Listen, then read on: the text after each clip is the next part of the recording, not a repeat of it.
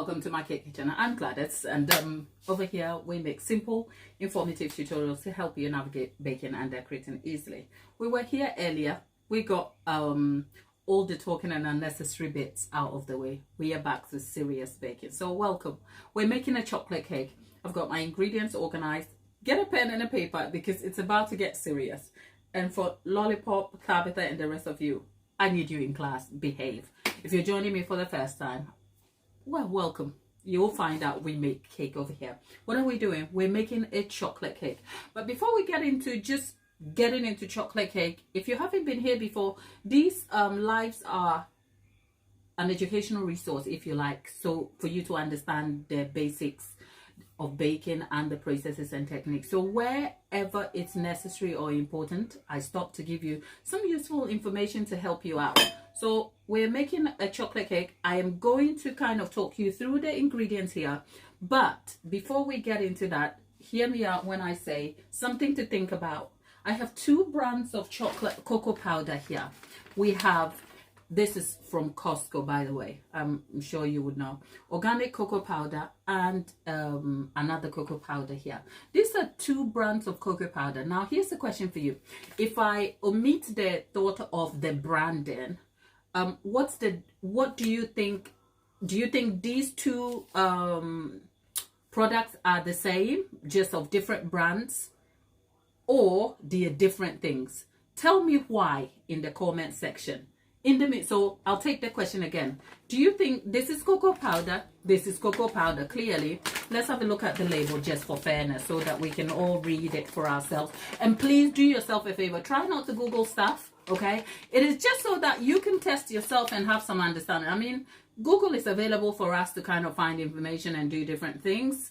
I'm not mad about using Google, and if you want an upgrade, ChatGPT is your friend, okay? I will be first person to tell you. But when we come to these sessions where we are talking about baking, it's about doing and understanding it, if you like. So when I ask a question, try not to Google it, just put it in the chat. And if you don't know, you don't know. You'll find out that the chats are very informative and helpful. So you'll derive first-hand information because most of our mates in the chats are bakers to some extent, either the beginner level, but even intermediate. So you're in good company. So do yourself a favor and not Google stuff. But here's the question again. We have organic cocoa powder here.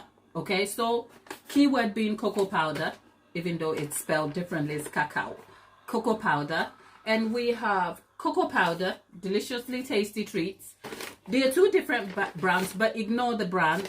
Do you think this cocoa powder is the same product from different brands or not? Whatever your answer is, leave your yes in the chat and why. Whilst you're mulling over that, let's get through the ingredients here. The ingredients here, we have cocoa powder.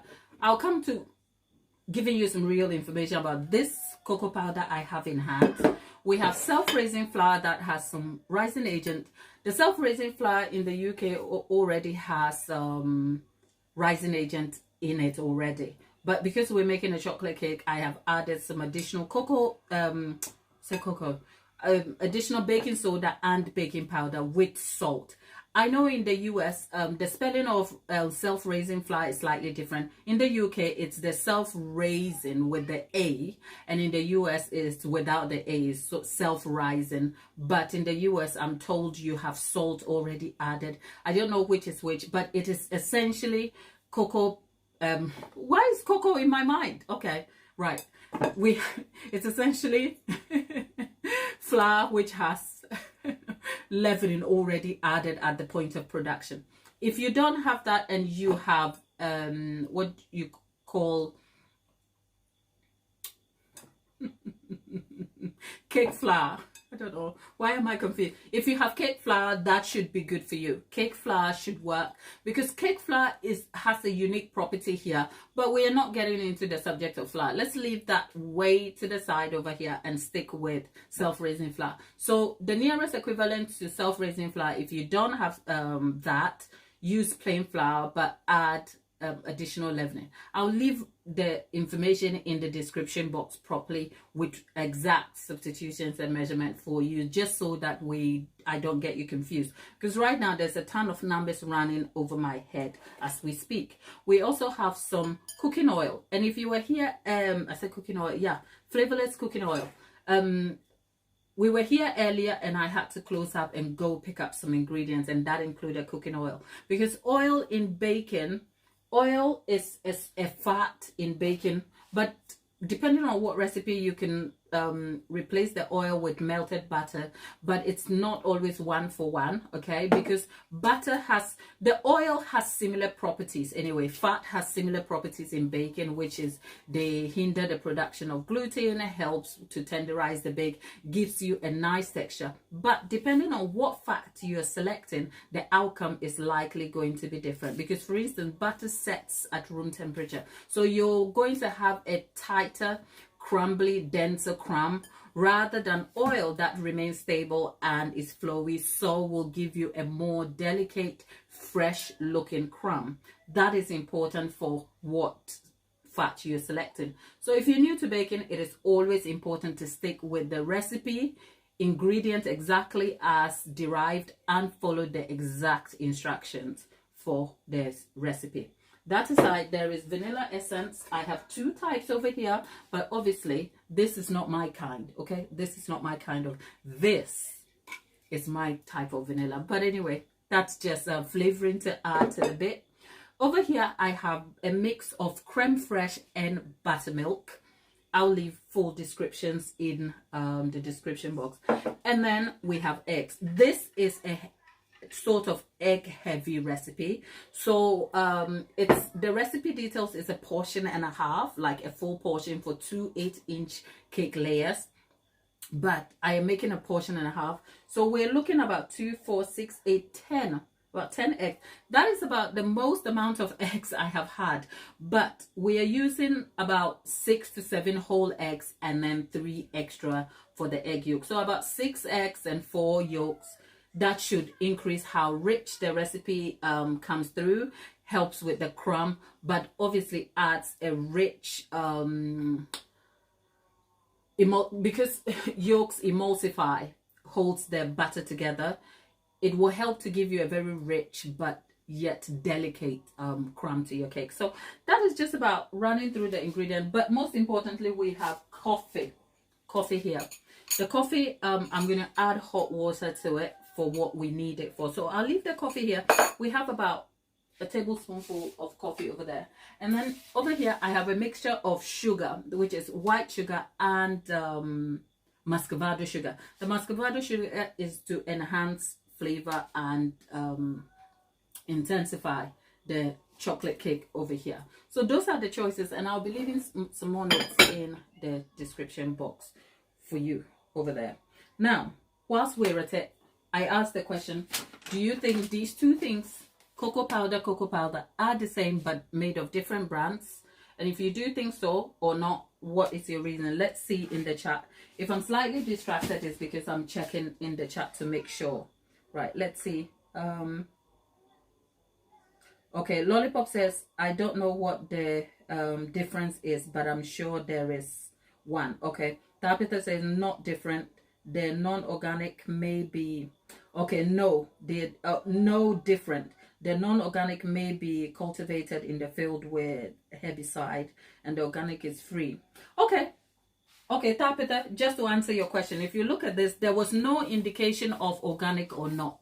It was just cocoa powder and deliciously tasty, where these made, obviously for branding, they made clear that it was organic. So I won't bore you too much. They're 2 different things, okay? They're specifically 2 different things. And what is important here is to look at the labeling. It said organic cocoa powder, obviously superfoods. If you're used to shopping in Costco, you'll find that they have a range of health-centered products that people buy from. So I picked this in that section, which is used for, you can make drinks and all sorts of things with it. But if the labeling, as in where the organic here, it's obviously, as Tabitha is saying, lends to the fact that it is organically produced cocoa beans. Whether inorganic or organic, it doesn't affect how the cocoa itself. No, I'll take that back. Let me just rephrase that. Now, if they took away organic, but they said cocoa powder over here, if we took away, I guess the organic kind of lends to those of us who are very conscious, and it won't help them if they make this inorganic. But that, I guess the organic is worth something, which means it was produced well, for a simplification of how organic stands here. But even without all of that, if it only said cocoa powder here, okay, without the organic, your first thing you want to do is go down to the ingredient listing and make sure and check for what exactly is added to this cocoa powder here, okay? So obviously the selling point being organic is important, but it doesn't affect the outcome of whether what type of cocoa powder this is. I don't know if that makes sense. The point is, if you see cocoa powder here, you want to just go down to the ingredient listing, as in where the ingredients are. And if you see over here, it reads organic cocoa powder 100%. See ingredients in bold, as in it's broken down and all of that, right? So just because it's clearly stated organic cocoa powder 100% without any additional additives here tells you this is natural cocoa powder. It's natural. And I'll tell you why that matters in a moment, because red velvet comes to mind. So if you look here, and it says 100% cocoa powder, no additives, no acid, alkali, no neutralization, or it's not alkalized, you know that this is natural cocoa powder, which means it's acidic with a pH of anything between 5 and 6. I'm no scientist, okay? Let's just stick with the baking. So this is natural cocoa powder. We'll come to unpacking what that means in a moment. Now this, just because it says cocoa powder, remember I told you, if you just see cocoa powder, just go down to the ingredient listing and see what additives are added here. And when you go down to the ingredient listing over here, it says cocoa powder is exactly 93% with acidity regulators, and the acidity regulators here are potassium hydroxide and potassium carbonate, which means this cocoa powder here is alkalized. Now, what does that necessarily mean, right? You would have heard Dutch processed. Dutch processed is another word for alkalized cocoa powder. And that simply means that the cocoa beans have been washed to stabilize the pH, making it neutral. Now, in terms of appearance, it is darker. It has a cardboardy. In fact, I'll keep it simple. It has no real flavor or reaction to anything, except when you bake with it, you have a more darker cocoa looking sort of chocolate cake. In terms of how it reacts to everything, I will come to that. But now the difference is if you were using this, which is alkalized cocoa, even by looking at it, I don't know if it looks any different on camera, but over here, the alkalized cocoa, which is a sample here, is darker, whereas the natural cocoa, which is this here, okay, looks a little bit lighter and sort of has a dark, like not dark, but just a little more lighter. This is to this, and that is really important. So we're here to make a cake, right? So let's get to it without having to bore you in the weeds. If you see a chocolate cake recipe that has baking powder as its leavening, as in the extra leavening, if it calls for exclusively baking powder, it means the cocoa that is in the chocolate cake is possibly alkalized, which means it has a stable pH, it doesn't need reaction, and that is fine. Now, if you see baking soda exclusively in there, it is chances there is a natural cocoa, but that is not to say it is exactly the case all the time.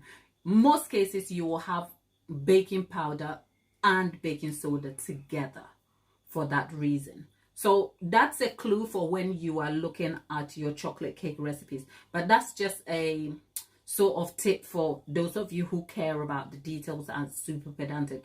But otherwise, the recipe has already been developed for you. It should not be a problem. Now, when you are going to have to replace, say, natural cocoa powder with alkalized cocoa powder, alkalized cocoa powder is easier to work with, so you don't necessarily have to do much. However, if you do not have alkalized cocoa powder, if the recipe calls for that, and you are replacing that with natural cocoa powder, you need to be careful. First of all, you have to try and neutralize the cocoa, because natural cocoa is acidic, and that is why I said red velvet comes to mind. Remember, time and again I have said on here that red velvet, the modern day red velvet we have, has nothing to do with food coloring.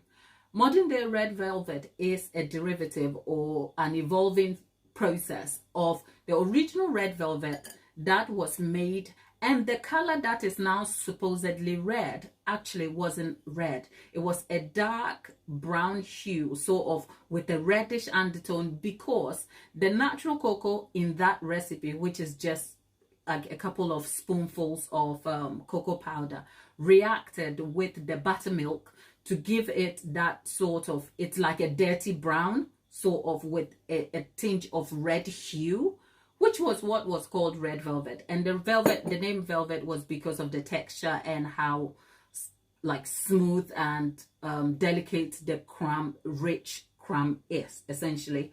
But obviously some wise person woke up and thought, since it's red, let's add coloring, and there we have it. So modern day red velvet actually doesn't necessarily encourage or specifically states the use of natural cocoa. In fact, if you use alkalized cocoa, it doesn't even react with anything at all, because you're not relying on the reaction anymore to get the darker hue. You are actually using artificial color.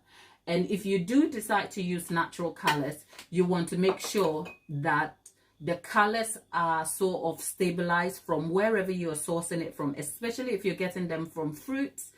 You make sure that the fruits are going to react with the acid. So there's a whole process to testing and making sure that the red color that you're deriving naturally from whatever source can stabilize during the mixing and the baking process.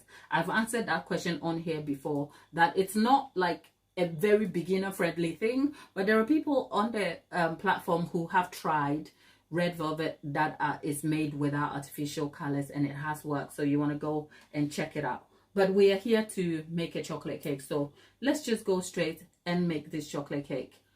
And that's all I have to say. Let's see what you have to say in the chat.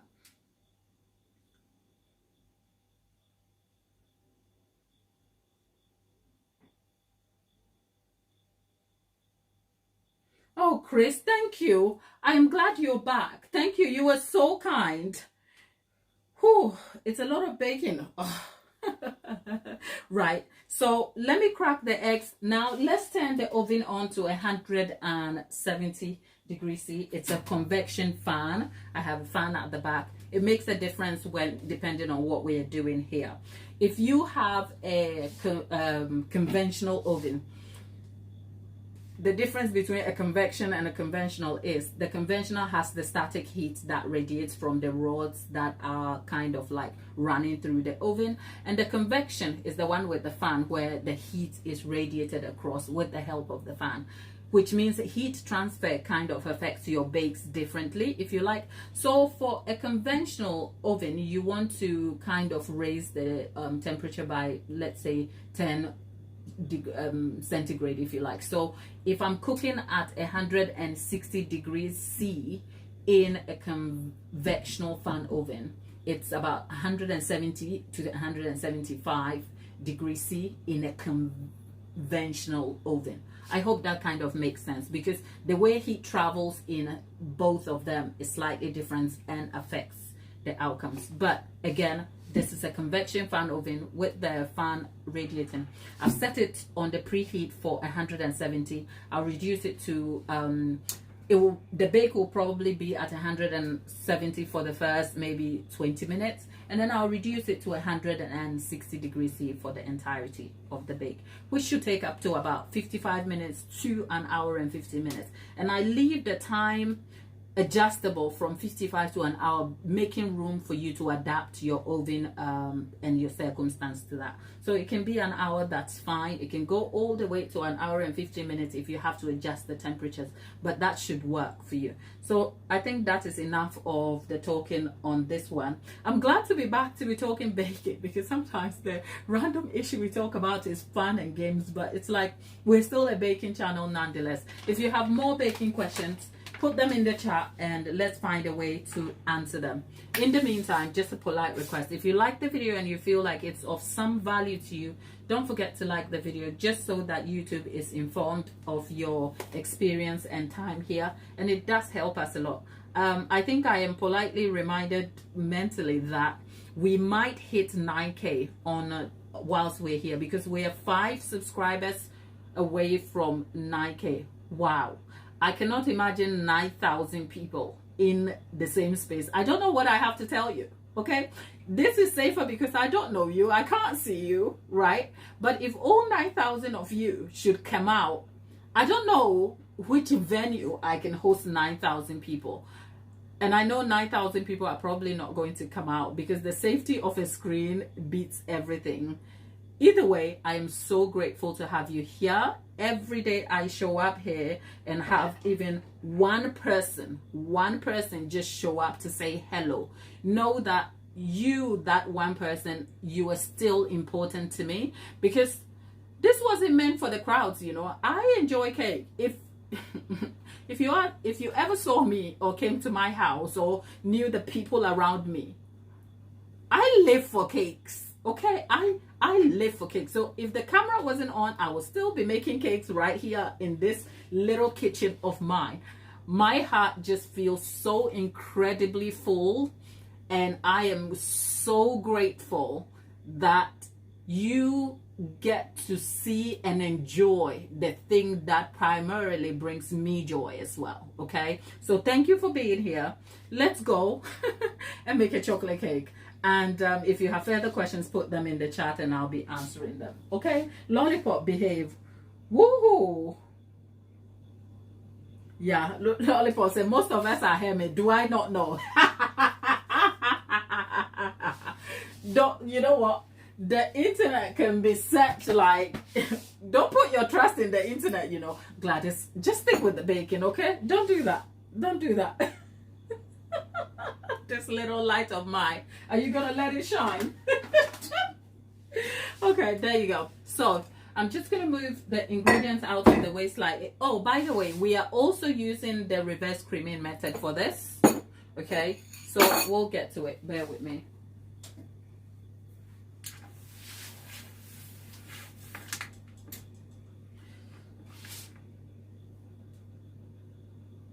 What butter icing is best for crumb coating?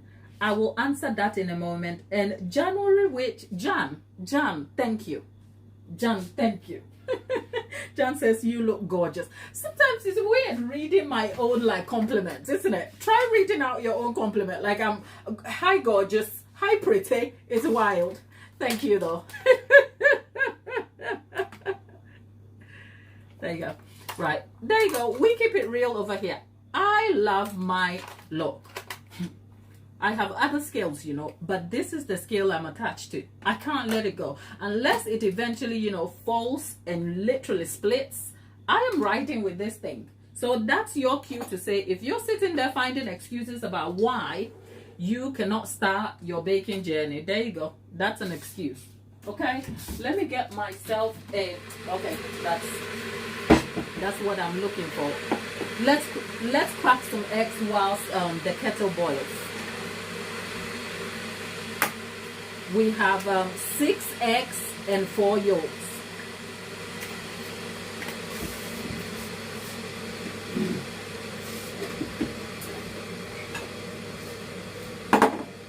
Okay.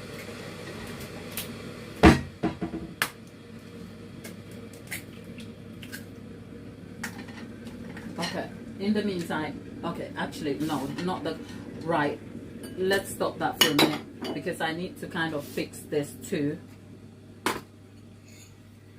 Right, whoever was asking about the buttercream for crumb coating, I will answer that question in a moment. Just bear with me, okay? Just because it requires my attention and there's context to it and I can't answer it whilst I'm doing this. So we need 180 plus another 90 coffee here.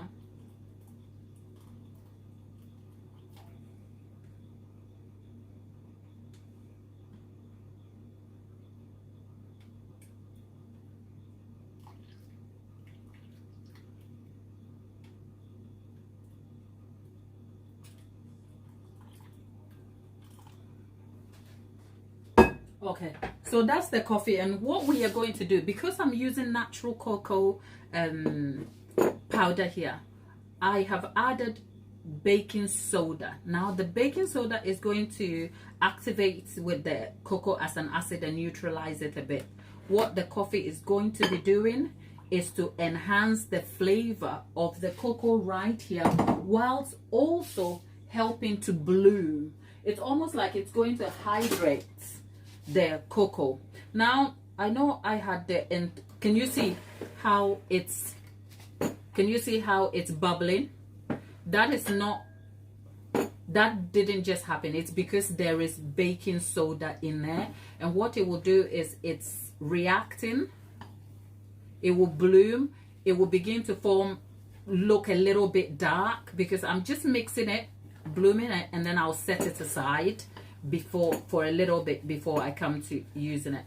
So it will get a little darker. Now the simple question is, what difference does it make whether you're using natural cocoa powder or alkalized?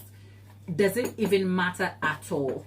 It matters in a way, or in terms of how the science of acids react to things in the baking process, because ultimately the reactions will cause leavening, which is the rise of the cake, and also result in the texture of your crumb. So it is important, but we are not having a science class today. Bottom line is, it is important, it is something to note and be aware of. However, the simple result is that the end products of your bakes are slightly different in texture and appearance. One has a darker, more delicate look. One has a tighter crumb with a sort of dirty brown and red hue to it. So it's visible. If you're a chocolate cake lover and you're not super pedantic about the detail, it won't matter, because a good chocolate cake with good buttercream will work nonetheless, and it still tastes and feels good in your mouth. So it won't matter at all. But for the purposes of, say, teaching and informing you, it is always important to understand the different elements that adds up to making a cake for you. That's all. I'll be doing you a complete disservice if I didn't really acknowledge that. But that said, the whole point was just to make a chocolate cake, and that's what we're doing today. So I've just bloomed that. See, it has changed. It's looking a little darker. And in terms of taste, if you've never tasted dark organic or natural cocoa powder before, it is bitter, and the taste is something that is described as astringent, okay? And it can be very tart and sharp, almost bordering on bitter. So it doesn't taste like the thing you think is chocolate cake feels like, but there you go. Whereas the alkalized is just bland with nothing else going for it. So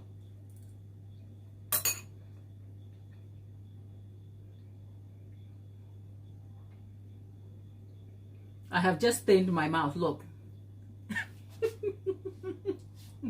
It's awful. Ugh. Ugh.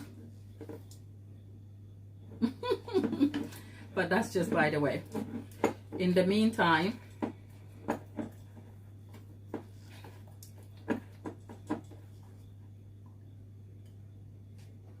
okay, we are going to add the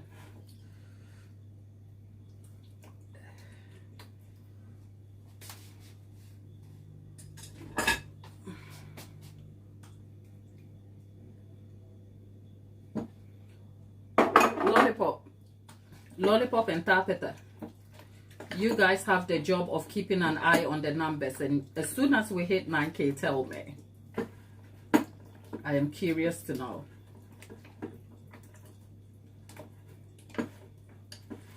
It is creme fresh and buttermilk I've added here. As you can see, it's gone back to looking sort of light, whereas as in with the dirty brown red hue, whereas if I was using alkalis, this will be looking a lot more darker for me. It is very sharp. Oh, don't worry, the chocolate cake will still be good nonetheless. I'm not complaining. Okay, but there you have it. So what the buttermilk does here is that buttermilk is acidic. With the creme fresh, it adds bulk, creamy richness, and also helps to tenderize the bake. That is the buttermilk, by the way. So I'm going to wash my hands.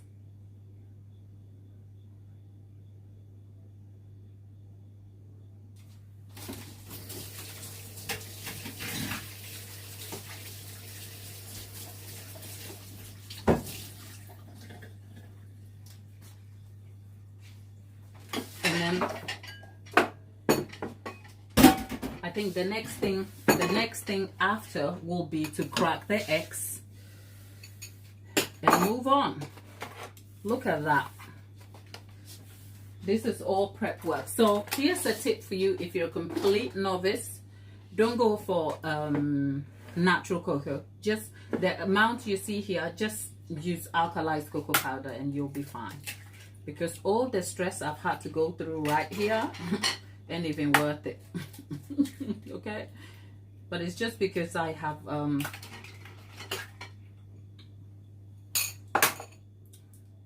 both options, and I'm like, why not? So remember, we have 6 whole eggs and 4 yolks, right?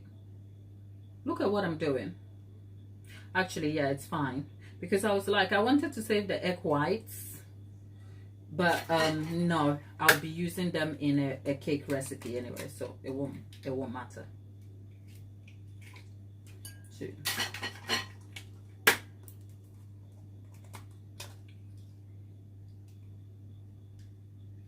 3, 4.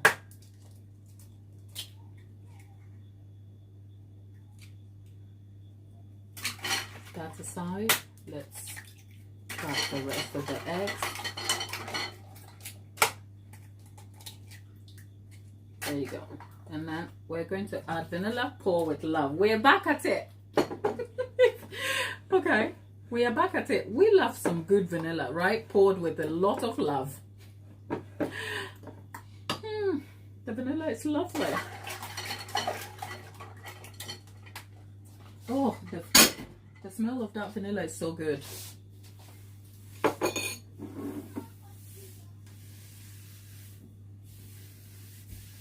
Okay, there you go. And then we'll wipe all of these down. Now, one last method.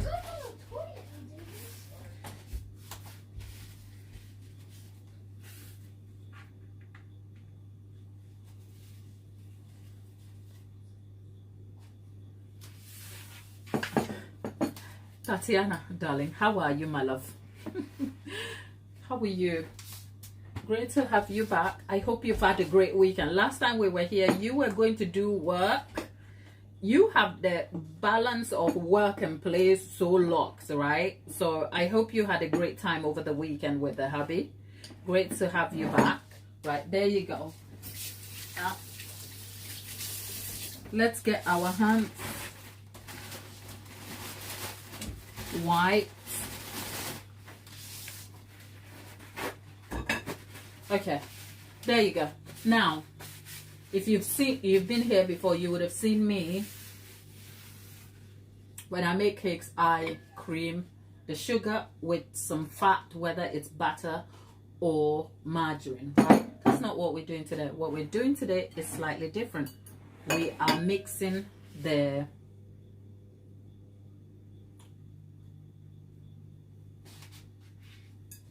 flour, sugar, and oil first. It's what you call reverse creaming. I will explain that in a moment for you. Bear with me. Let me just make sure I've got all of these right. Yeah.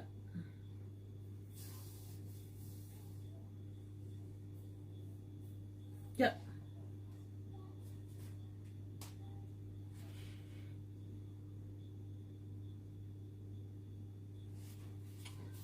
Tatiana says, good at work.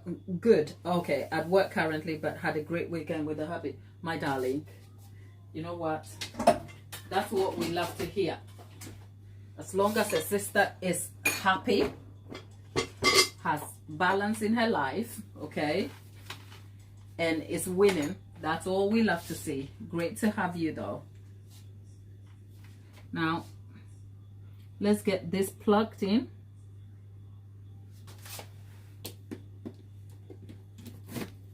Let's also make sure that this is charging.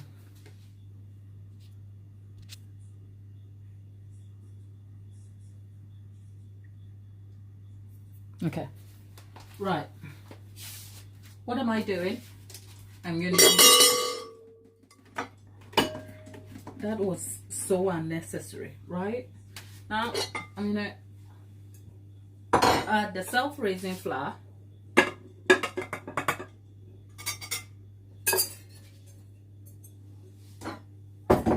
And get it to mix a little bit.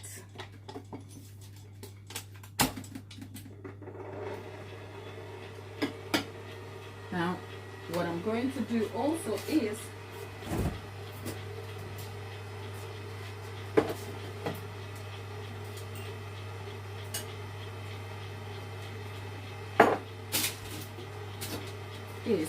mix the eggs together whilst we are at this.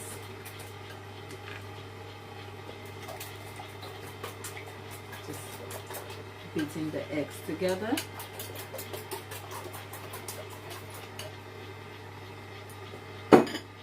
And then we are going to add the sugar. I told you I was using muscovado sugar, and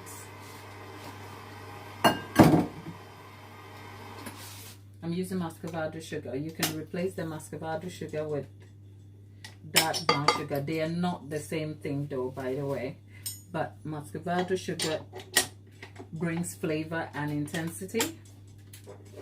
And by the way, did you know that sugar is what you call a wet ingredient? Even though it's dry, crystal and solid that you can feel, it's still a wet ingredient in bacon. But that's just by the way.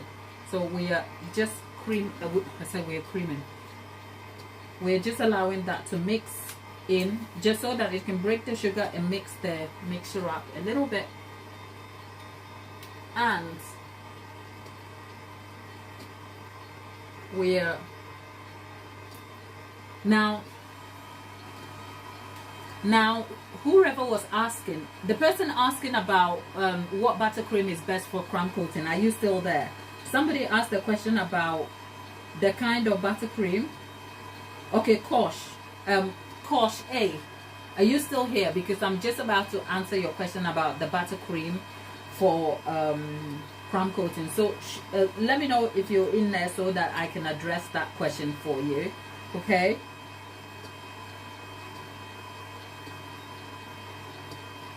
In the meantime, that has mixed up a little bit. I'm gonna add some oil in here.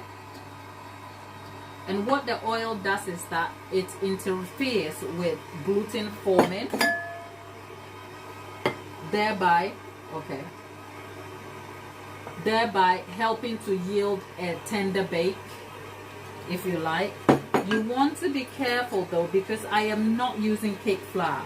If I was using cake flour here, then I'd be guaranteed a different set of results, but I'm not. So you want to still be very careful with how you mix your batter here. But I'm just going to make sure.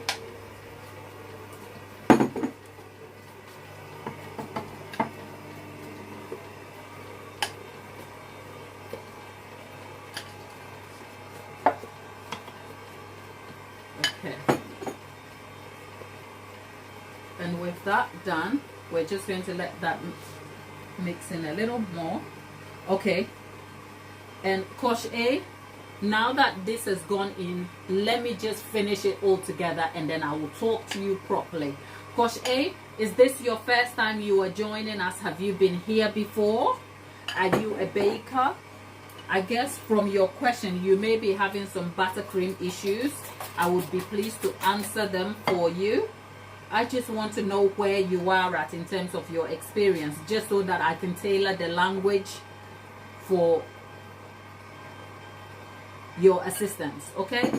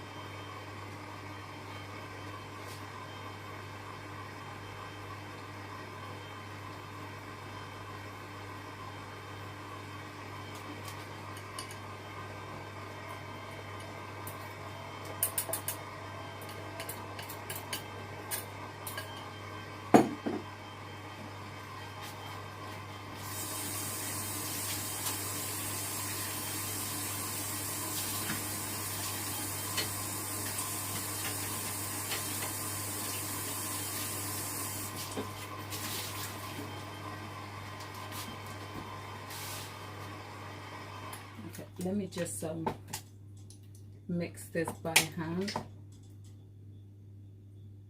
Tatiana is asking, what am I baking? A chocolate cake, lovely.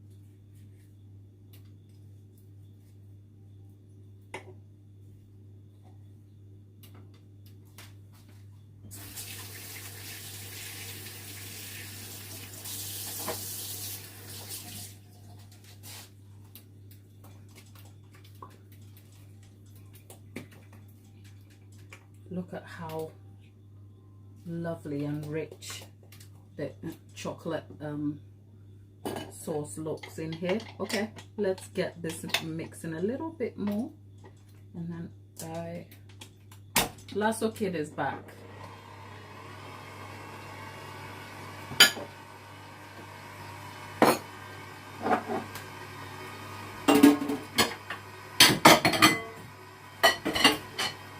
Lasso Kid friend, how are you?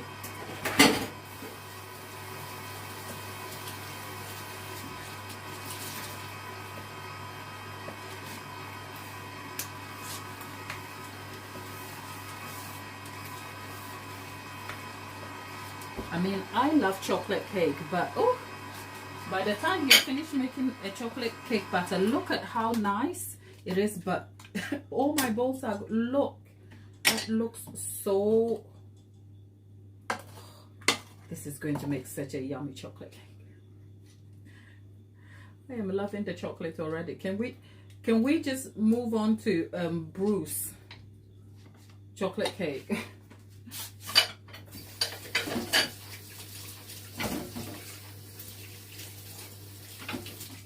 Okay, let's get this all together.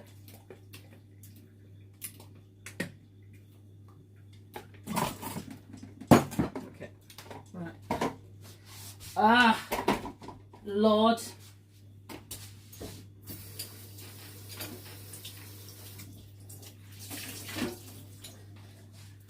Okay, there you go.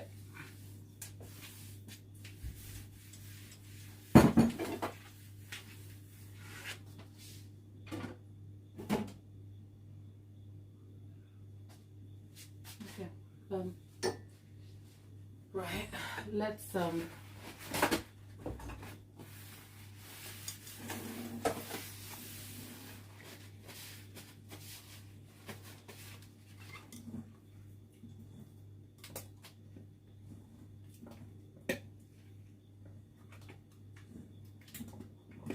There you go.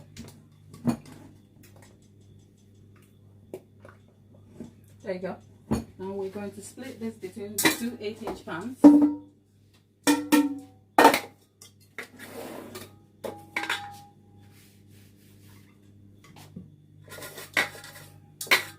Friend Kosh A, just a reassurance, I haven't forgotten about you. I will come to you in a moment. Bear with me. Let me just get this over and done with, and then I have enough time to answer your questions.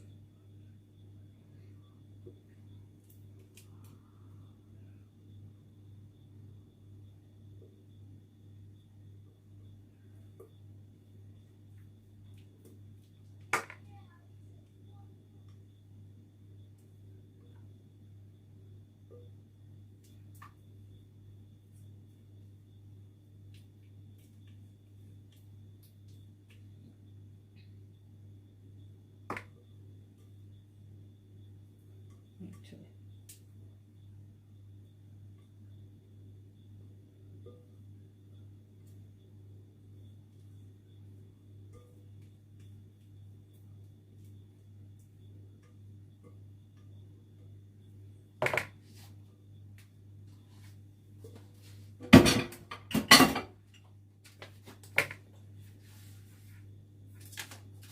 now let's go bake this.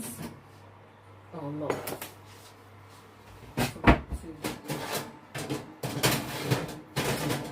Right, there you go. Alright, so for the bake, one is at the back, one is in front, so I think I will have to alternate the tins, but it's neither here nor there. Let's look at the timestamp. It's 6:48 p.m. so let's give it an hour, 15 minutes total. And since we need to alternate, so let's just give it about half an hour to 40 minutes. We can go back in and then turn the pans around, because the oven, I think across, is about 15 to 16 inch, like in width, but two round pans cannot sit the same, so one has to almost go to the back of the oven and then one to the front, and it means the way heat moves around that cake that is closest to the fan is going to be slightly different from the one that is away from the fan. One is likely to burn if you don't keep an eye on it, and then one will cook slow and more even. So it's neither here nor there. Seasons is back. Season, darling, how are you? We came back. So let me answer, what did you miss? Seasons, we talked about the types of cocoa powder for making a chocolate cake, and I broke down some of the small details you will need to know when it comes to cocoa powder for making a chocolate cake. But that is for if you are over there trying to optimize recipes and have an understanding of the science of the ingredients and how they interact with each other.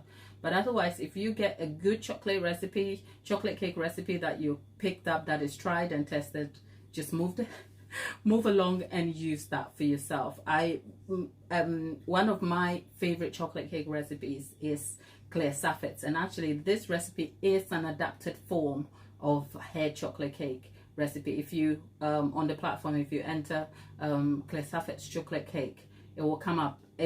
I think it's the recipe she made when she was on New York Cooking, their baking channel, yeah, years ago, and it has amazing reviews. I've tried that recipe right here before also. So if you go down to the live library, you should be able to see the Claire Saffet's chocolate. I tried the original recipe as it is, except I use self-raising flour, because in the UK we don't have bleached cake flour as you do in America, and that makes a difference to the crumb quality, because bleached cake flour has a lower amount of protein, which means the gluten is less, which yields you a very delicate melt in the mouth chocolate cake. and unfortunately we don't have that in the UK. So that's just the slight thing. So you can find all of that information already on here, but I will leave all of the ingredient details and everything else in the description box. I didn't mention the exact quantities for good reason, because I measured them. Normally they're in the chat, like but I had to scale the recipe from a full recipe to a recipe and a half. So on top of my head, I think the self-raising flour is about 390 self-raising flour, 390 grams. The sugar is 450 grams of granulated sugar and 225 grams of muscovado sugar. And then I think on top of my head I can work it out, but I would rather just put all of that in the description box accurately for you to kind of get to. That said, Kosh A asked me a question about what kind of buttercream is best for crumb coating, and I was asking a few more information of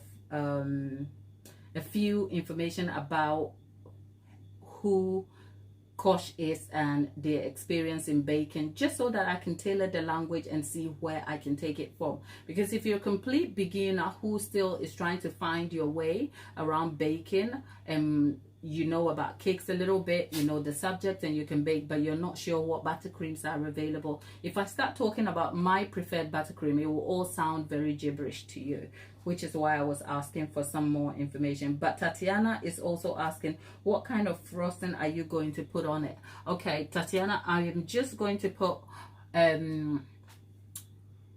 my version of chocolate French buttercream. So the base buttercream, the thing with chocolate buttercream is, Kosh, I'm coming to you in a moment, so just sit tight with me.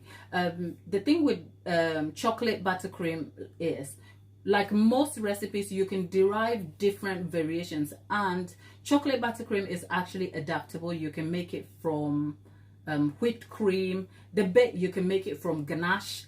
It's neither here nor there. So it's important to understand what your base is. And for me, my base for this particular cake is the French buttercream. I've made French buttercream over here time and again. Last week on one of our lives, we were making chocolate buttercream. We were making French buttercream, right? So that is the base. And then what I do is that I melt this, right? That is 74% cocoa. You need a little over 50%. So if anything 50% and over, 70%, don't go any further than that, because then it is going to be, it's not going to yield a great mouthfeel. The reason why I use 70, if I was making any other, I would probably have a less amount of cocoa here, as in maybe about 50 to 55% if you like. But the reason why I use 74 here is that the French buttercream, I optimize it to be sweet with a very sweet mouthfeel, but it's so creamy and rich as well. So with the cocoa added, you have it's almost like a rich milk chocolate, but it's like not milk chocolate. It doesn't do it justice. It's a bit like a very rich vanilla chocolate ice cream, if you like.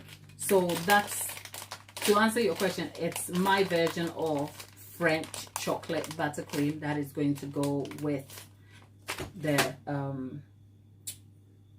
chocolate cake. Now let's talk to Kosh over here, because she's been waiting for a long time. So Kosh says, I bake. I've had challenges with covering a cake with fondant, even when I chill the cake beforehand. Okay, so it seems like there has to be a little more here. Kosh, right, I'm going to ask you a few questions here just so I can help you better. Okay, so just imagine this as a session. You have baking questions. You've walked into me. You're like, can you help me? Before I can help you, I have to ask questions to understand what your real issue is. So we have the buttercream question, which is fine. I'll park it, but I'll answer it. And then over here, you're saying You've had some baking challenges with covering a cake with fondant, even when you've chilled the cake beforehand. Okay. Kosh, how would you describe yourself? Would you say you are a beginner baker or an intermediate baker or a pro baker? Wherever you fall on this description, it doesn't really matter. Because you know what? Even as a professional, I may not be adept with everything. So I could be good at what I'm doing over here, talking to you about the baking science and recipes and everything. Have you seen me try to cover a cake with fondant? It's a hell of a shit show, okay? So on the spectrum, we all have difficulties. The difference is the more experienced you are, the better you are at facing your problems. Even if it means you kind of swear a little bit and throw your bits off and curse the house down and take a cup of tea, you will come back and face it. And I have, right? So the description is just so that I can understand where you are at, so I can appropriately give you some support from there. So the question is, how would you describe yourself? A beginner baker who is just baking as a hobby, an intermediate baker who enjoys baking and want to advance, or you're a professional baker? Where are you on the spectrum? Okay, Course says, I have baked over 100 cakes, okay? I am not new to cakes. I am kind of glued to American butter icing to suit me. Okay, to suit me with Trex and butter sometimes. Okay, right. So I will say you are, I don't want to describe this for you, but you are not new to baking. So a thing or two, you might be an intermediate baker, which is fine. Maybe the top end of intermediate. Okay, so you've baked over 100 cakes. You're not new to cakes. You're kind of glued to American buttercream, as in American, which is, I take it, butter icing is the American buttercream, okay? And you adjust it to suit me with Trex and butter. Sometimes I use ganache. Okay, here's a question, just to distinct. Now I know the buttercream you use is American buttercream. That's fair. What do you use the ganache for? Is it for covering cakes or for filling cakes?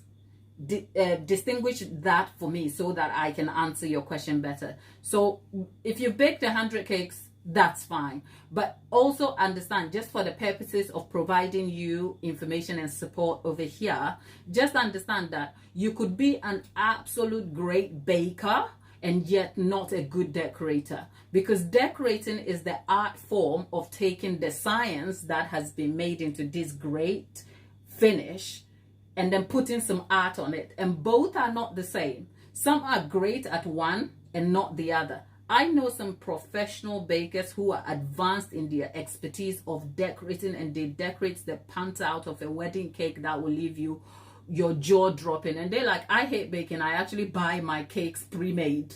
Okay, so one is not like the same as the other, but having baked 100 cakes so far, you're not new to the idea of baking, so that is okay for us to kind of work with. But what do you use the for filling in? What do you use the ganache for? Is it for covering or filling? Because that will matter. Okay, yeah, Kosh says, I'm not new to baking. Okay, do you use the ganache for crumb coating? Just give me a yes or no. Ganache for crumb coating, but buttercream for filling the cakes.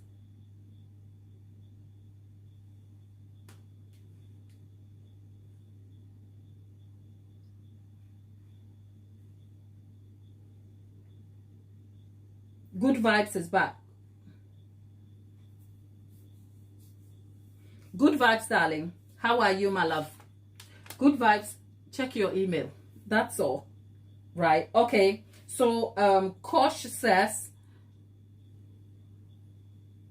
ganache for covering or crumb coating, and then buttercream for filling. Now here, it may seem like, look, I'm interested in trying to get to your exact issue so I can help you, which is why I keep asking. It's like, come get to it, give me the answer. There is no right answer here. I have to get the information so I can understand what the issue is, right? So hear me out. I will help you, okay? I promise I'm going to help you. Here's the question for you. Where are you, or your location, right? I know it sounds like a very personal question. No.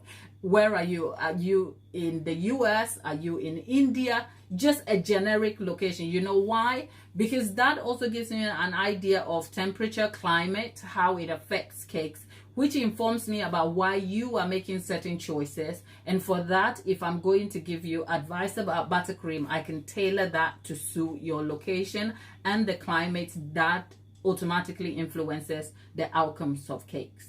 Okay, that's why. So, oh, you are UK based. I mean, welcome to the shitty weather. How are you? Okay, welcome to the right. Oh God, I didn't realize I've been wearing my apron inside out all this time. Okay, right. So you're in the UK, so you're in good company, because then I can actually give you the advice based on my own experience. So, Kosh, you're a good baker. What do you love to bake the most? Cakes or brownies, or what do you like the most? Okay, now let's talk about your issue, right? You're in the UK, you've baked 100 cakes, but every time you fill a cake, okay, so let me just summarize. This is the synopsis of the issue we are going to be diagnosing and offering guidance for. So, because you're in the UK, the weather is relative, okay? We can't say the UK is sunny, but it would be disingenuous to kind of say it's cold all year through. It isn't. But it means, because I'm UK based, I can give you direct information about how to make adjustment for the weather, which is a great start. You've baked up to 100 cakes, which is amazing, which means you know your way around the kitchen. Ideally, you prefer American buttercream, and you do cover your cakes in ganache. However, after covering the cakes in ganache, you struggle with fondant even when you have chilled the cake enough.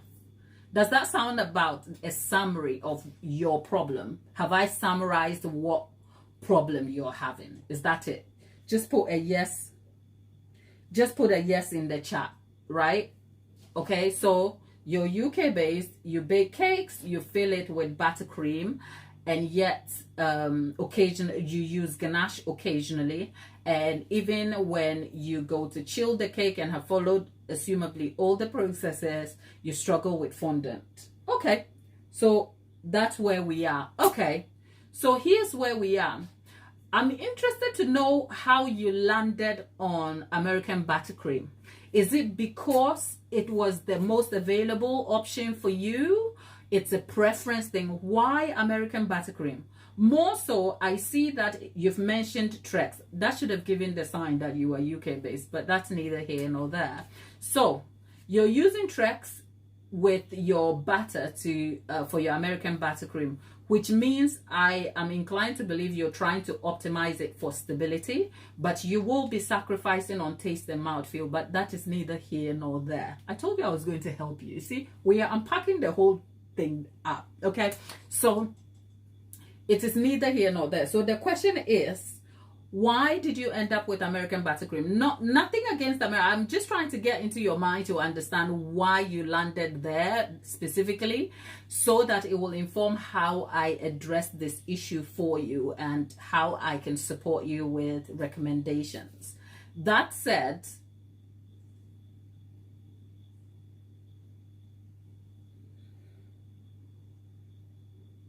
okay, so it was much easier to work with and prepare. Yeah. American buttercream has a lot going for it. I'll get ahead of you and say I don't like it for good reason, but for my own reason also. Will I deck it? No. Actually, I spent a long time kind of giving detailed information in my last two long form videos about how to make American buttercream like white.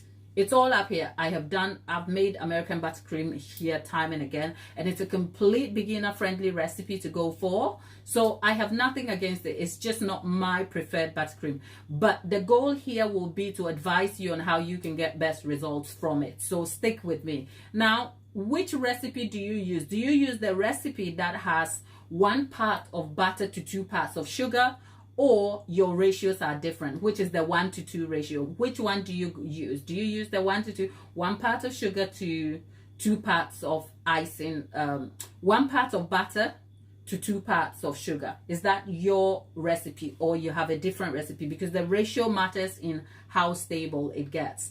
And I'll come down to the American buttercream and their different uses on a cake. So let's see. I thought it was much easier. Okay, your recipe is different. What recipe ratio are we looking at? Are we looking at 1 to 1.5? Just give me a random number. You don't have to give me your exact recipe. But say if you had 250 grams of butter, how much sugar are you adding here? Because if you are adding 250 grams of butter to 375 grams of sugar, that is almost a 1.5, 1 to 1.5. So the ratios matter. Okay, so the 2.1. Okay, so we are looking at, is it 2 parts of butter to 1 part of sugar, or 1 part of sugar to 2 parts of butter? What's the 2 to 1 here? Is it? So stick with me. 1 part of butter. So we have 250 grams of butter to 500 grams of sugar. If that's a yes, put it in the chat for me.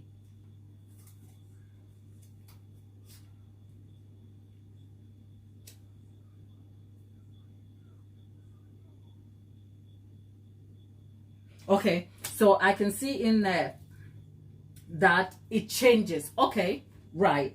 So let's stick with the general idea, and then yes, so 2 parts. Okay, but did I read right that you do change it occasionally? Is that correct? If it's a yes, put it in the chat for me. Okay, so let's unpack this buttercream thing for you. Okay, here's a general guiding principle to anybody who wants to know about buttercream. In fact, I've covered buttercream so much, so I created a podcast style thing compiling everything you want to know about buttercream, the difference, the frosting. So look, sis, after this conversation, go check it out. It's on the channel. It's an audio style, 22 minutes of audio talking about buttercream. You can just put it in your ears, stick it in the kitchen, do washing up. But if you really want to gain some understanding, pick a pen and a paper and sit with it. I've broken everything down, but stick with me over here. Right, here's the general principle. Yes, American buttercream is easy to derive and all and everything. And if that is what is working with you, stick with it. However, I will say this. There is no one buttercream that is exceptionally suitable for every aspect of the cake decorating process. And I'm talking whether you're filling the cake with your buttercream, to covering, to doing decorations. Not one buttercream can do every and anything. Okay, so hear me when I say, if you're working with American buttercream, it is always important to identify your objectives and goals and your outcomes way before you even decide on how you are going to put your recipe together. Okay, because I tell you, when you have a 2 to 1 ratio, which is the generalized or standard recipe ratio for American buttercream, and it's used for either filling and covering cakes, that even if you've nailed the use of that recipe, it is not going to be the same every day for you. I'll give you some realistic scenarios. If you have a customer come to you and said to you, I don't like too much sugar, I don't like the sugar to be too overwhelming, not from a health point of view, but from a taste profile and mouthfeel point of view. I don't like sweet buttercream. And yet the customer has said this to you, and it's a hot 28-degree sunny day in the UK. Whatever buttercream you're making, or you have come to know that is a 2 to 1, won't hold for either scenarios. Okay, because the 2 to 1 won't work. It will melt. Okay, even if you have a couple of hours and you follow the processes, you stick it under the sun for a couple of hours and your cake is given away already before you know it, if it's not refrigerated properly. But the 2-to-1 is also going to be overly sweet for this particular customer who has told you that they do not like overly sweet buttercream. So what are you going to do? So here again, I will state, not one buttercream, even not your best one, is always going to be great for everything. But it's always best to have a standard buttercream that works for you. So here's a simple answer to your question. Which buttercream is best to be used? I will answer this like a politician, not because I'm not trying to answer you, but I'm trying to bring wisdom and experience to the answer, which is that the best buttercream that will work for you is the buttercream you know, you understand, you can adapt, you can change things, and know that I'm confident knowing this buttercream in and out. Now, on a very technical and science level, some buttercreams are way better than others.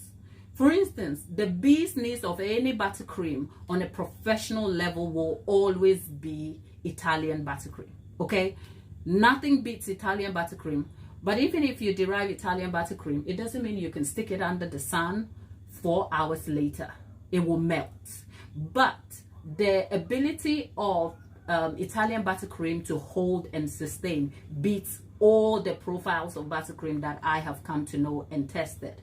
But if I recommended Italian buttercream for you right now, first of all, it requires a whole technical process that is not beginner friendly. So if you are already overwhelmed by your processes in your kitchen and you're lacking equipment and you're not willing to undertake the new technical process, then Italian buttercream will not work for you, even though on a technical level, it's the bee's knees of all buttercream types. Do you see what I'm saying? Which is why my answer is the best buttercream will always be the buttercream that you know, you understand the ingredients, you can adapt for yourself in every and any circumstance. Does that answer your question? That said,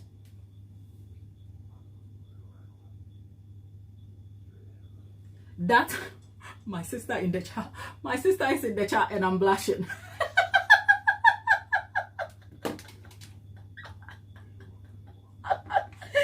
People, we better behave out here, okay? That new name you see over there, hello people, can I just tell you, Lollipop and the rest of you, that new name you see over there is my sister, okay? I know. Sister Jibo, hello!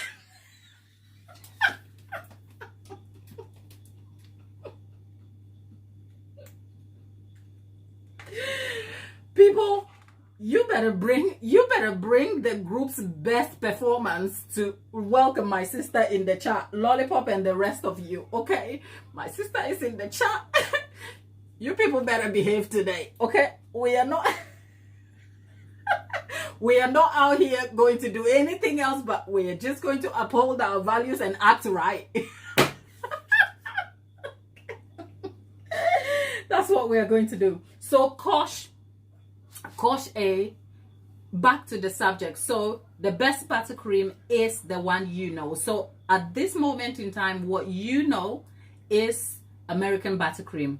And the idea of you mixing your butter with Trex tells me that so far you have gotten ahead of your original recipe and you are adapting it to suit maybe hot weather days and optimize the buttercream for stability. Okay, so if that is where you are at, I am not going to be I'm not going to make any recommendations for anything else, but will say just follow your recipe, the American buttercream, because there's nothing wrong with American buttercream, right? It's just overly sweet. So here are a few tips to help you, and I'm talking to you, Kosh. This is for anyone who has the same Kosh problems, as in Kosh A's problem. If the only buttercream you are so used to at this moment in time is American buttercream, and yet you want to get better outcomes, here are some generalized guidance to help you, right? For the 2-to-1 ratio, that may work best for covering the cake. okay? But make sure you follow all the guidelines for optimizing the cake for stability. In that, in the UK, we can get away generally with the weather being like sort of cool to not too warm. So American buttercream will sustain or hold, right? This whole idea of adding egg whites powder to it for stability is a fallacy. It doesn't work, okay? Because once the egg white, the proteins hit the sugar, they dissipate and do not work. It's a fallacy. If you've tried it, you will know, but that's beside the point. That said, if you're using the 2-to-1 ratio, it will generally work better for covering cakes. As in covering the cakes more than anything.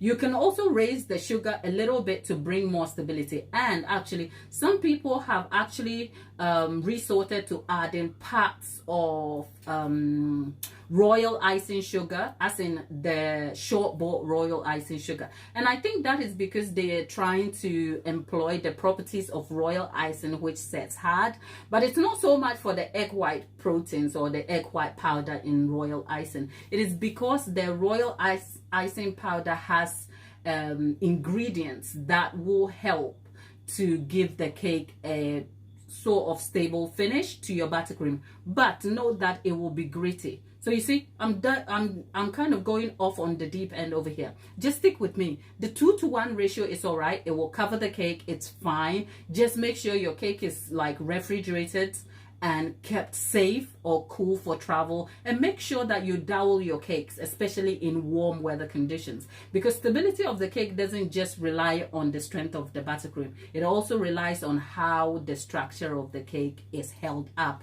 throughout the process. So your 2-to-1 ratio with a mix of Trex, you're good over here. I will say though, if you are keen on flavor, mouthfeel, if you introduce Trex, probably consider a way of balancing the mouthfeel, because Trex can be a bit like, ugh, who wants that mouthfeel to their cake? So you know what, gosh, I'm probably just delving into the deep end, because over here I get passionate about cakes. I love cakes, and there's no one answer to a cake, and you won't be eating a rubbish cake from me, by the way. So I just get really passionate. So if you are introducing Trex for stability purposes in your cakes, make an effort to kind of account for that by mitigating the sacrifice of the quality of mouthfeel. So over here, in that case, you might want to consider raising the amount of vanilla you add in there. But in terms of sweetness, perhaps consider adding a bit of salt. Salt will sort of balance out the sweetness and stabilize it for you. Will it take away the sweetness? Not completely, but American buttercream with a touch of salt tastes way better with American buttercream without salt. And those are the small tips to enhance taste, mouthfeel. Stability, you probably will keep things the same, especially when you're using Trex, and just make sure you follow your general processes, and that is for covering cakes. Now let's talk about filling cakes with American buttercream. With American buttercream, when you're filling cakes, you can adapt the recipe slightly. In some recipes, you can raise the butter and reduce the sugar, because you're filling it into the cake. It won't matter so much. You can also make the sugar and butter 1-to-1. In fact, over here, I have filled and covered cakes with a 1-to-1 ratio because I don't want it to be too sweet. So 250 grams of butter to 250 grams of sugar. It is creamier, it is buttery, it's a better mouthfeel, it's not overly sweet, but it is not great for covering cakes. For filling, yes, not for covering. So the more the sugar you can cover a cake with, less sugar probably for filling cakes. Same tips, add salt, ensure you don't add too many additional ingredients to it, okay? Like, don't go adding any liquid or fluids to it, except for, say, if you have to add your extract. But even so, for your extract, you might want to consider the paste, because then it doesn't affect consistency for you. So that's another tip there for you. And for filling the cakes, you don't necessarily have to do Trex, really, to be honest, because the Trex is more to kind of stabilize the buttercream so you can cover the cake with. So those are the tips for filling your cake with American buttercream, covering your cake with American buttercream. Your other question was, what is suitable for crumb coat in a cake? I will say, because you're used to American buttercream is still great for crumb coating, but it depends on what your intention is for crumb coating. And if you're here and you don't know what crumb coating is simply the simple practice of applying either a layer of buttercream or ganache to seal in crumbs that are created on a cake by way of either thawing, slicing, or movement and handling, right? So you want to seal the crumbs in so that it doesn't transfer to the outside of the cake, leaving an unpolished look. So for crumb coating, there is no specific preference to crumb coating. I have known cake makers, or even myself, who has had to crumb coat a cake with ganache but finish it off with buttercream. The crumb coat means the cake holds together when I'm using ganache, but I want to finish the cake in buttercream because the client generally prefers that. If you've been on this channel, you will know I don't do buttercream cakes. I don't care for them. I like an easy life, and ganache is my friend over here. But I don't get to take those choices because the customer preference will always lead my intention. So that is something to note. So if you are already using American buttercream to crumb coat, I will say stick with that. If you're looking to optimize for stability, where you swap for ganache, that's a whole different conversation. Because what ganache are we looking at? Do I need a drink already? I think I do. Now let's go in here.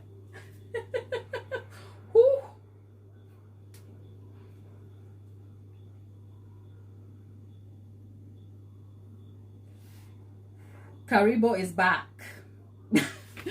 Karibo is back. Hello, my people. Oh, did I just oh God, people, I had every intention to answer this question simply, but you know what? We don't do simple here. We do not do simple over here. So Coach A, I hope it are you okay with the answers you've got? If you have more questions, ask me. I will touch on the fondant subject in a moment. Hear me, okay? We'll come to the fondant.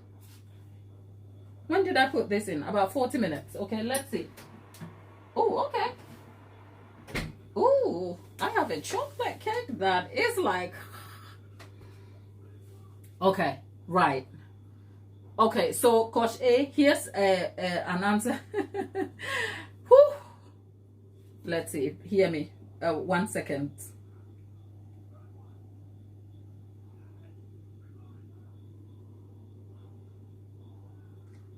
Somebody, look, people, you better go out there in the YouTube streets and find those people to come and add to the number so that we will be 9K. If I'm not leaving if we don't hit 9K. That's quite a bold statement, isn't it? Let's see.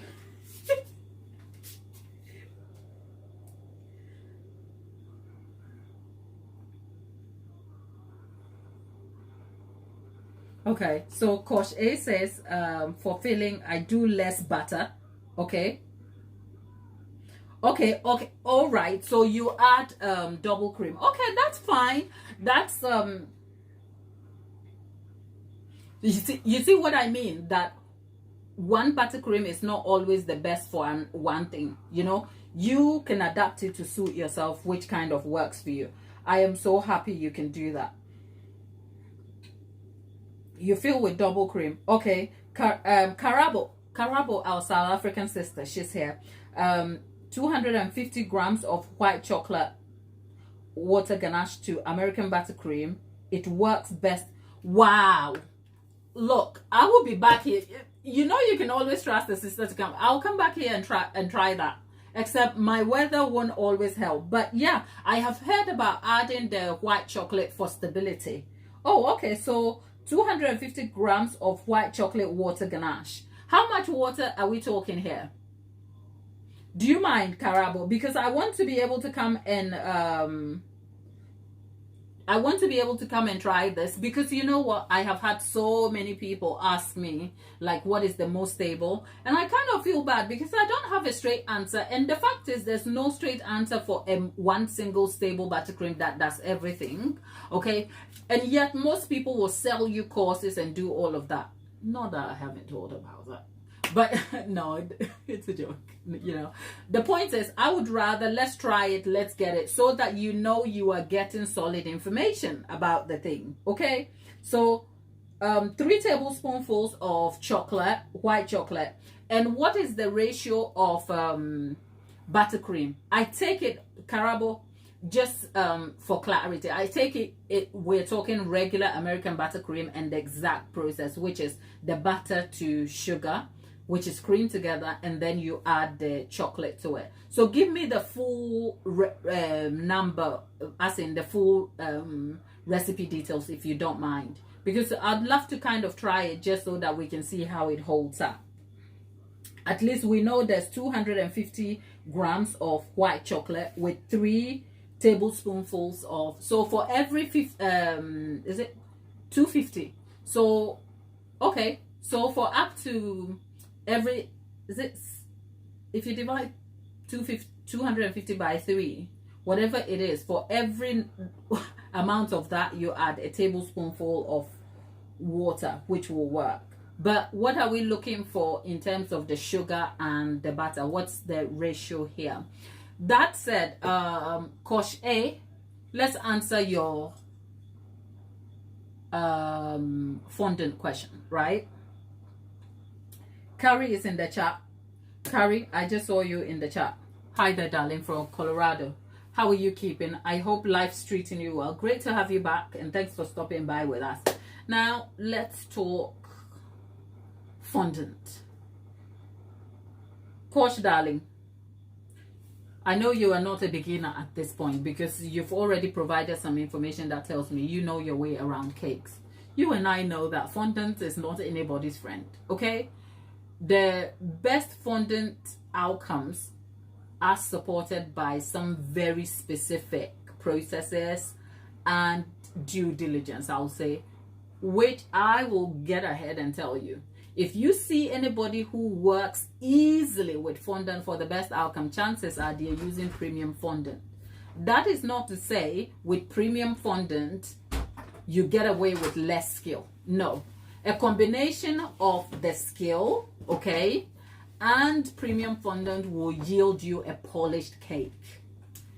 If you're using short ball fondant, it's always going to be a hit and miss. I have covered some great looking cakes, right, using short ball fondant, but I can tell you it was never easy. But with 10 years of experience on my hands, I can say some days, you know what, you win some, you lose some. And actually, right here on this channel, you can go see some of my vlogs where I am having a fist fight with fondant and I'm losing at every round.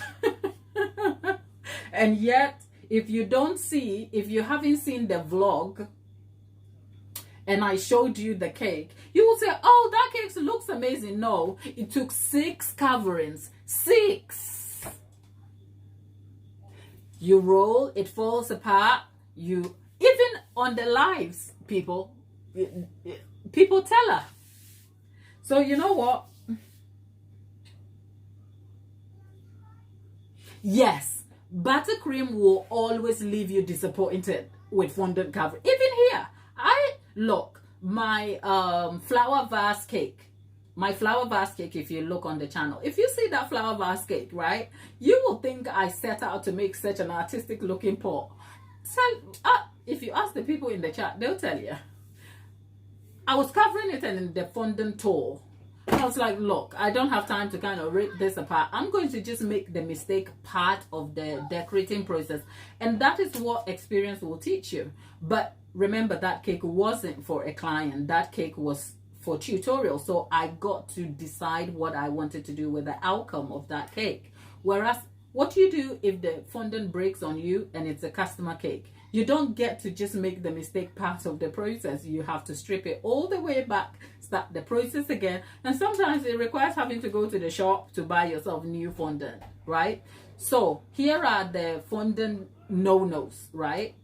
Make sure you have a solid base, right? A solid base to your cake. And unfortunately, buttercream is never a good base for finishing with fine, because it's a case of science and friction. Because when the cake is in the oven, I said oven. Oh, who is talking about cake in the oven? When the cake is in the fridge and it's buttercream, it's set for you, right? You take it out to cover in fondant. You have such limited amount of time before it begins to come to room temperature. And the more you touch and fiddle and polish, the more it will begin to wear and thaw, right? So it will be difficult to get fine lines. So you know what? I'm a ganache kind of cake maker, honestly.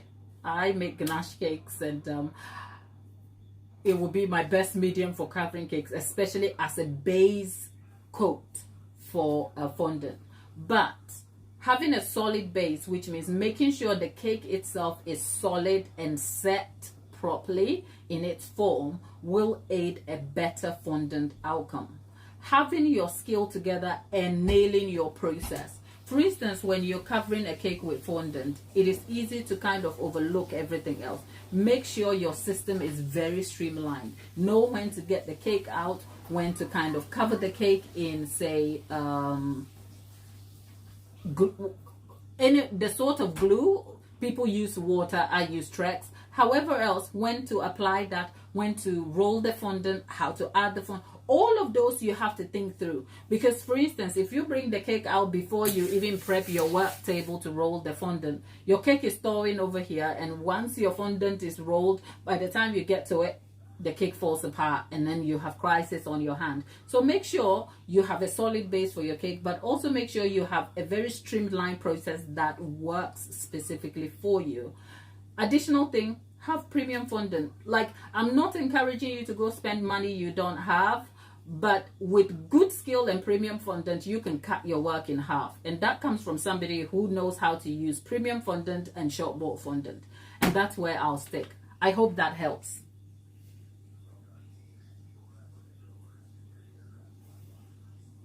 Karabo has put the details of the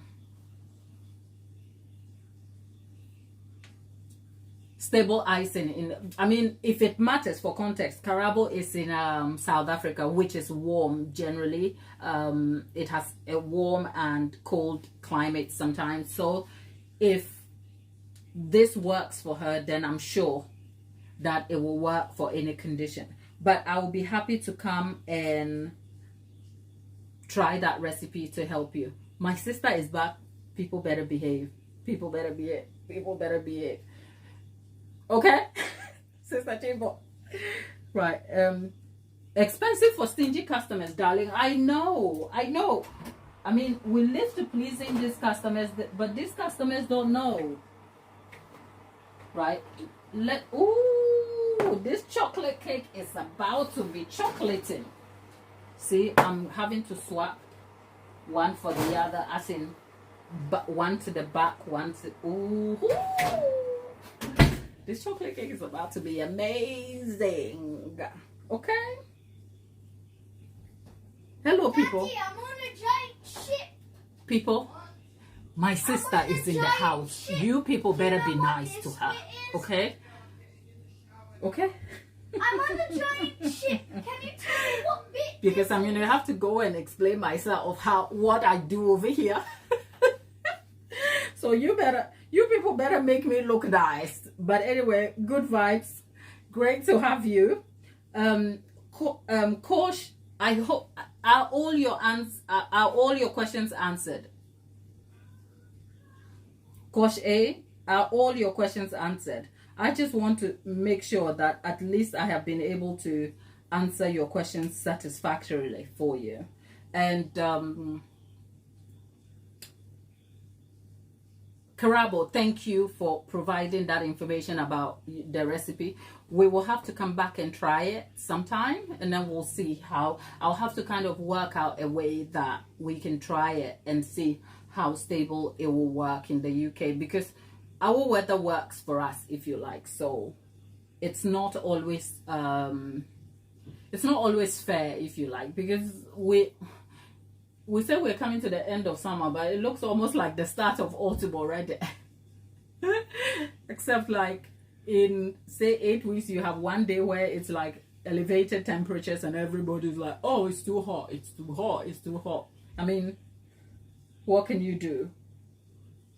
Carrie says you're so lovely. Carrie, thank you. Carrie, thank you. Look, I am lovely because you guys are lovely. I mean, over here, just between you and I, we have a small community of people who are just supportive and sweet and kind and always here to help me and encourage me. You have no idea. So I'm just grateful for you being here and for the genuine, heartfelt and kind support you send my way all the time. If I wasn't doing this, the camera will go off and I'll still be stood here in the kitchen talking cakes to myself and my walls. Okay? No, that's just by the way. Thank you, sis. Thank you. You know what, people? Did I tell you? My sister is here. Okay? My sister is here. If you think this house we talk the Bible, you want to go find my sister. And she will give you a Bible read. And I don't mean the street read. Like, she has a whole ministry, people. Okay? So, I tell you all the time. I tell you people all the time.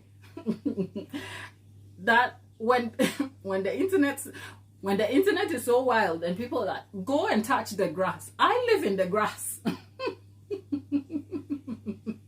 Because I can't come and be out here embarrassing my family name, you know. Where I come from, we have shame. Okay, just saying. I cannot. So I am so happy that my ramblings and moanings were gone long before my sister showed up, because we can't come here. No. Okay.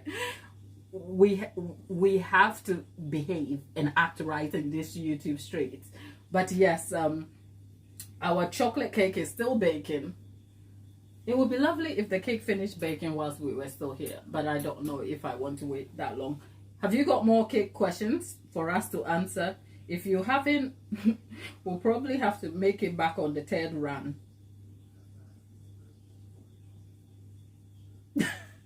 My sister says, I'm so good. Thank you, sis. Look, I'm blushing, okay? I'm black, but I'm blushing. Okay?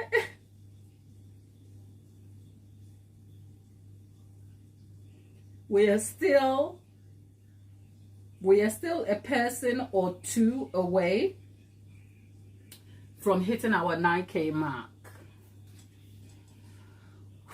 Maybe I'll have to come back and is it this morning? I think YouTube gave me a notification that it's been, is it 5 years since I've been on YouTube, which is kind of wild to me. I mean, it was 5 years of nearly 3 years of inconsistent dormancy. Like, I wasn't doing anything. I just quit the whole place and I didn't know what I was doing. I think much of the success and growth we have seen has been, give or take, in the last 18 months, which kind of, for as small as we are not that small anyway. We are still like nearly 9K people strong. Okay, sis, yes. Once I'm off here, I'll be straight to you. I'm looking forward to catching up with you. Love you. That's my sister, by the way, people. Okay? Yeah, I'll catch you. I'll catch you soon. Let me just finish with, I live here. But yeah, I'll see you soon.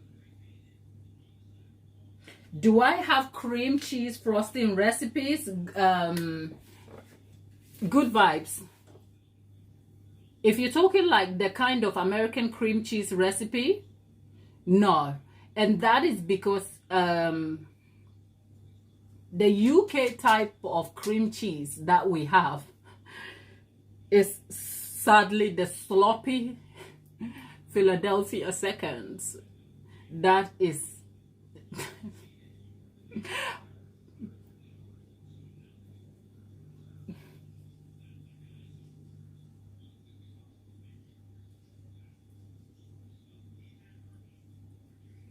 you know, when I go like this, it's like I'm trying to kind of filter. I don't because okay, I don't have the American style cream cheese, and it's important to make that distinction. The reason being, in America, you guys have, I mean, some days I'm so jealous of you Americans, you know. I'm not jealous when it comes to your healthcare, but that's a divisive subject, isn't it? Right, back to the subject. Here, the good thing about you, my American friends over there, is you have some sort of cream cheese that comes in a block, right? And whilst it is still cream cheese, it functions closely to how butter functions, slightly. So you are able to derive some very stable, at least to a very good extent, stable cream cheese that holds. Now, will cream cheese rise and hold like buttercream all the time? Not even the closest. So that's not the comparison I'm drawing. I'm lending to the fact that the block type of cream cheese yields differently in terms of structure and property compared to the flimsy, sloppy Philadelphia cheese that is in the tub over here.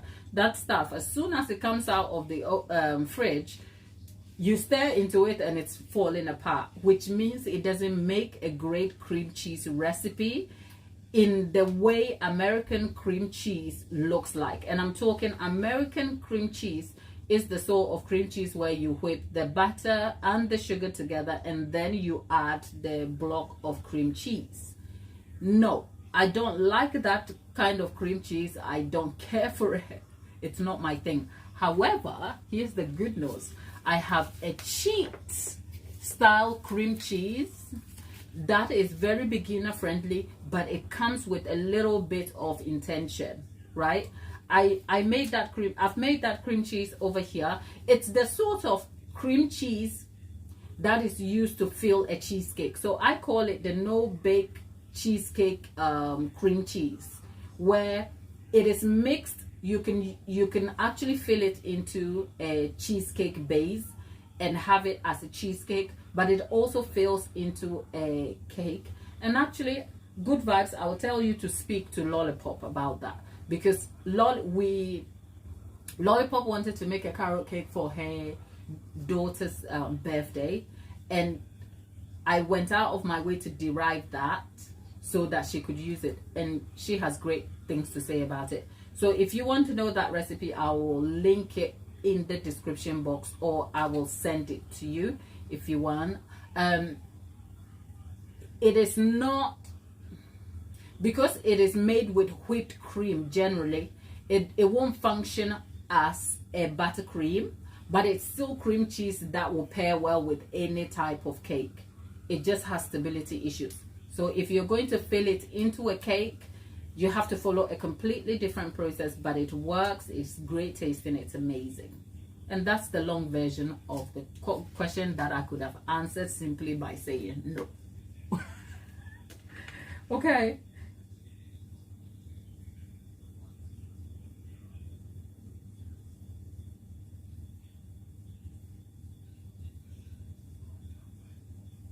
Mr. Extra, my favorite cheese kind. Mr. Extra, which cheese do you like? Is it Philadelphia? I don't know why anybody likes Philadelphia, but that is neither here nor there. Okay, let's have a look at our cake. Okay.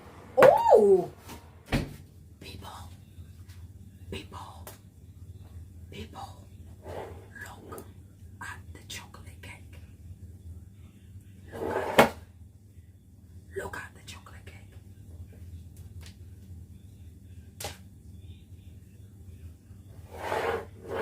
You were here.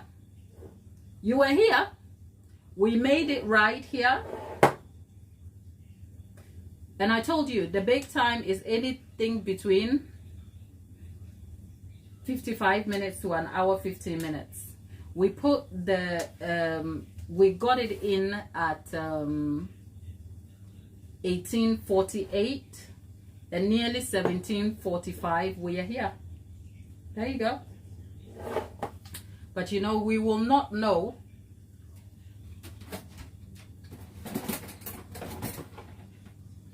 We will not know until we stick a skewer in the middle and it comes out clean.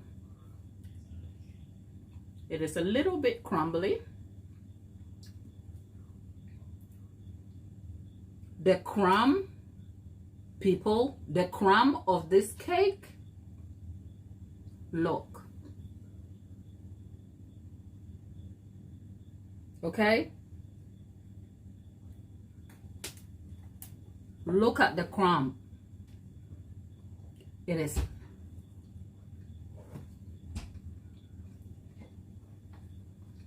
I'm just going to leave it in for maybe 10 minutes. And then it's done.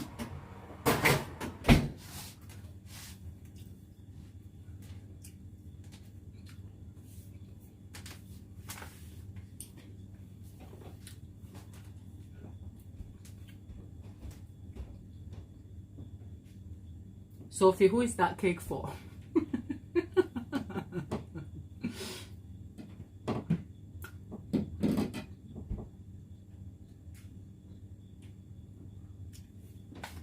It's actually for one of my favorite people. Do you care for a chocolate cake, Soph? How are you, Sophie?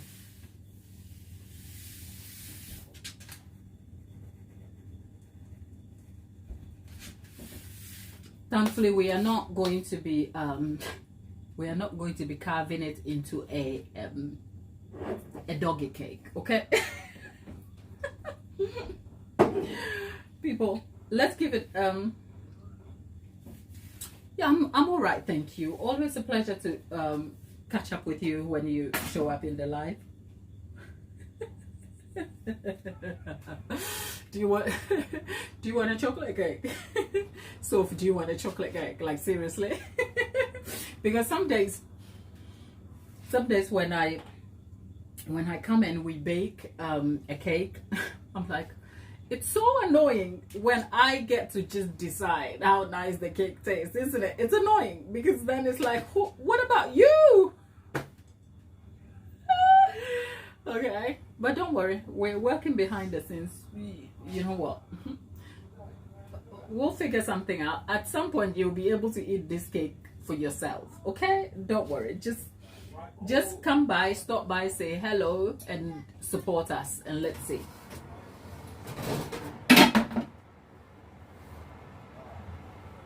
Let's see how this one is faring. The best part of this is it's not domed too much. It's yielded well. I mean, that's what you want from a good chocolate cake. When it comes out and it's like this, you can leave it in the pan because it will continue to bake.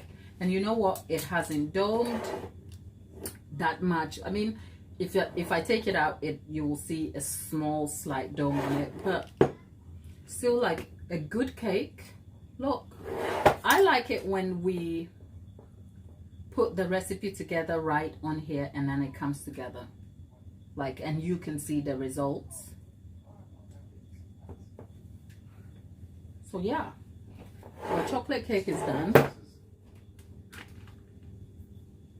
We're done. I'm gonna leave it to sit out a little bit for 10 minutes. There you go. Still here.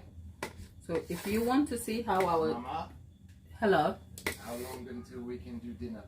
about 10 minutes. Yeah. So yeah, our chocolate cake is baked. We'll leave it to set and then we'll take it out. And that's it. If you have questions, your time is now. Let me get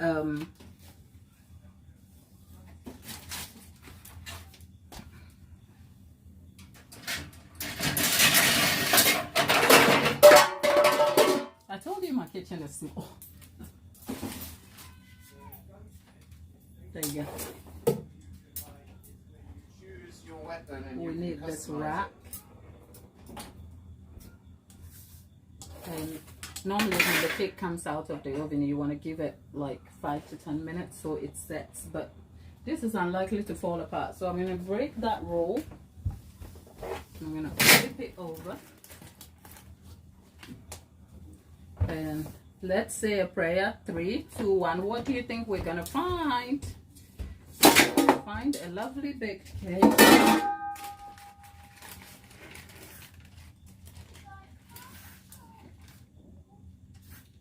want me to try it for you? I can't.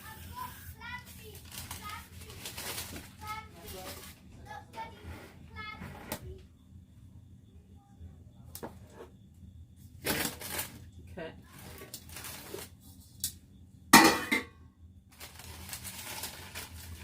And then we have that.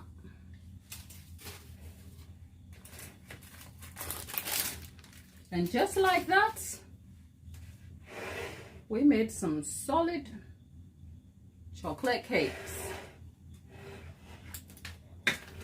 I like it when we start and we finish and then you get to see the outcome. I think the best outcome, like we all would love, is to be able to eat this thing. Unfortunately, we can't because you're on that screen. Good vibes. When have we not had a good cake? I'm kidding. There we are. So that's our cake. That's our chocolate cake done. I mean, it's fairly simple, beginner friendly, chocolatey. All I want to do is put a serrated knife through this, get it into thin layers, fill it with chocolate and more chocolate. And yeah, there you go. So all the talking was worth something, wasn't it? It looks like a very heavy, but it isn't. Like, even handling it, like, it's got body to it. But if you look at how crisp it's all, the outside is very delicate, if you like. I mean, I don't know what to tell you. If you're a beginner who just wants to learn to bake, stick with us. Come back for more. And if you're already enjoying your baking escapades, come back. Let's chit chat. Let's learn about cake. It's always fun. But otherwise, that's our chocolate cake done. Let's call it a day, and I'll see you, God willing, same time. What time? I don't even know at this point. But oh yeah, I'm likely to be here tomorrow multiple times. Let me not promise, okay? I'll catch you tomorrow. Check the community post for updates on what time we're here tomorrow, because I have to make adjustment for the holidays, the school break. So if you have questions, here's your question now. If you have any cake questions, did I miss anything? I still just want to make room to talk to you guys though. Let's see.